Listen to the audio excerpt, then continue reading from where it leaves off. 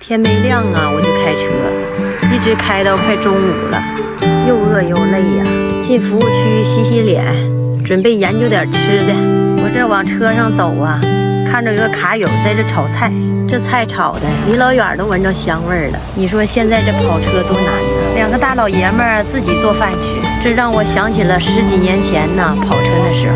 那时候车上很少有带女人的，而且都是2个司机开车。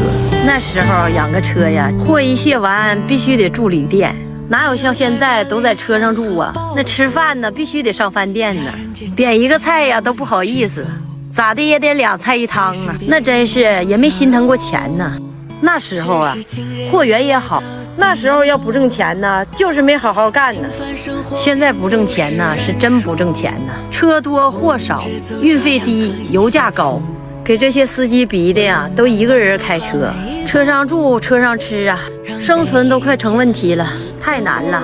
不唠叨了，我得赶紧吃饭了，还得赶路呢。